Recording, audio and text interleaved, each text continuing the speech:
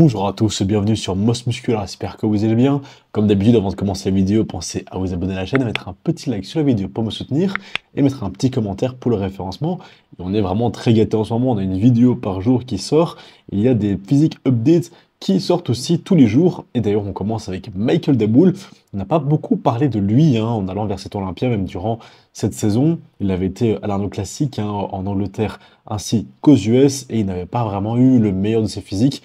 Il était un petit peu flotteux et donc voilà, il s'était placé dans le top 5, mais n'avait pas vraiment marqué les esprits.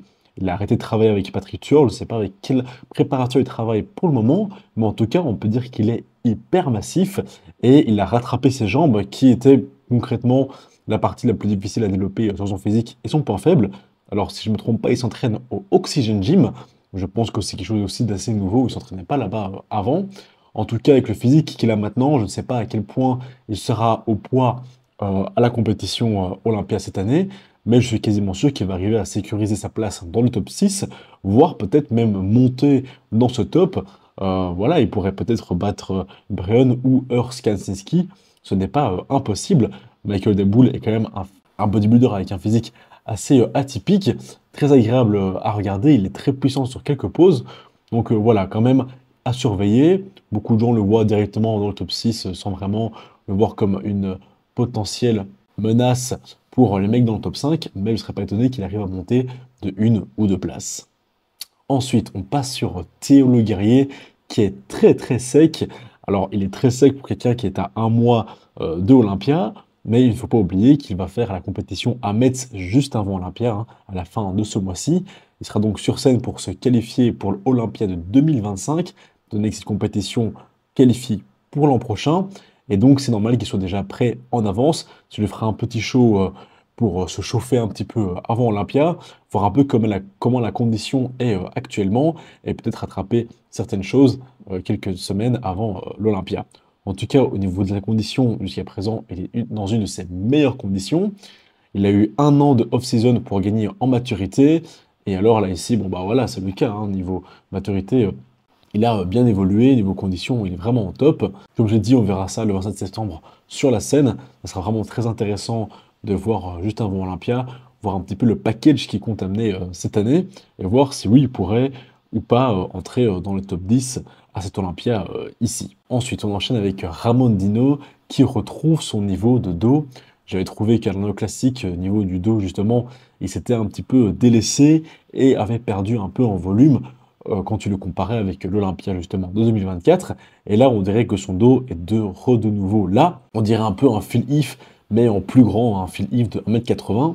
Donc il a vraiment un peu les mêmes insertions avec des bras et des avant-bras énormes et alors un dos un petit peu plus étroit mais qui part quand même bien en V avec une taille bien fine. D'ailleurs même je trouve qu'il a un petit peu trop de bras et trop d'avant-bras malgré le fait qu'il utilise des cuffs.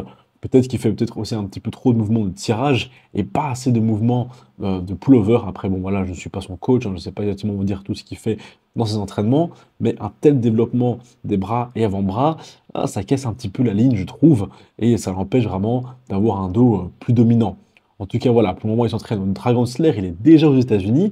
D'ailleurs, dans sa dernière vidéo YouTube, il parle en anglais, chose que j'ai découvert il n'y a pas longtemps. Je pensais qu'il parlait uniquement le portugais ou quelques mots d'anglais, mais là, il a l'air de plutôt bien se débrouiller.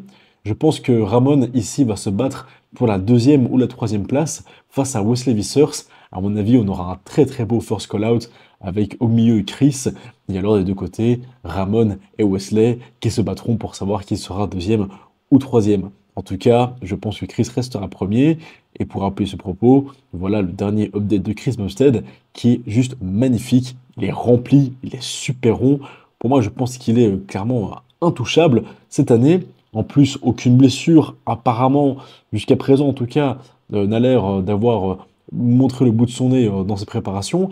Il est méga massif, il a quasiment la masse d'un bodybuilder open, et il sera prêt dans un mois, et on aura l'occasion de voir une fusion entre voilà, la version de 2023 et la version de 2022. C'est un petit peu les choses qui se concrétisent, et l'aboutissement de 3 ans de travail avec Annie Rembod. Et on sait qu'avec Annie, les choses ne font que s'améliorer en général d'année en année. Et je pense qu'au bout de 3 ans, on peut avoir quelque chose qui est quasiment parfait au niveau que ce soit de la condition. Chris arrive à remettre les points sur les i avec une seule photo. Alors, est-ce qu'il est actuel de là tout de suite maintenant, ou alors est-ce qu'elle date d'il y a 1 ou 2 semaines? Ça, on ne sait pas, c'est aussi possible qu'il date un petit peu, mais j'ai l'impression que sur cette prépa, Chris a pas trop l'air de cacher les choses, il a l'air justement d'être assez transparent, de montrer les choses telles qu'elles sont, et surtout, il vient avec une confiance extrême. C'est pour cela aussi que je pense qu'il va gagner assez facilement cette Olympia. Alors, j'étais en train de monter cette vidéo et j'ai vu rapidement sur Instagram 2 physiques updates de Stéphane Matala. Alors, je pense qu'ils sont récents et qu'ils sont d'un maintenant, où il est à 105 kg et il est absolument massif. Il est monstrueux, extrêmement sec. Mais à 105 kg, là, j'ai l'impression qu'il est bien mieux que à 105 kg à la préparation précédente. Donc, franchement, là, je suis aussi un peu sur le cul. À mon avis, Stéphane, s'il arrive à être au poids, j'espère, il sera juste plus massif et plus musclé que à Portugal. Parce que là, ici, quand tu vois 105 kg, franchement, il est magnifique. À 105 kg, il mange tout le monde sur scène.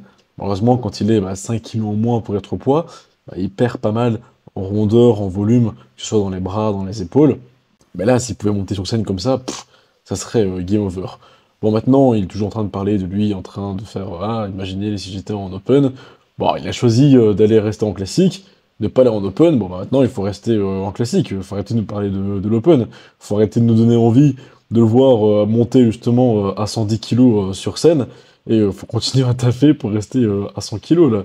Parce que, bien sûr, qu'on a tous envie de le voir à 110, 115 kilos sur scène, même à 105, hein. Franchement, moi, tu le vois à 105 kilos comme ça sur scène, je serais super content. On voit un Stéphane qui est pas nerf, parce que voilà, quand il doit faire le poids, il est complètement nerfé par sa limite de poids. Mais quand tu le vois comme ça, franchement, c'est magnifique.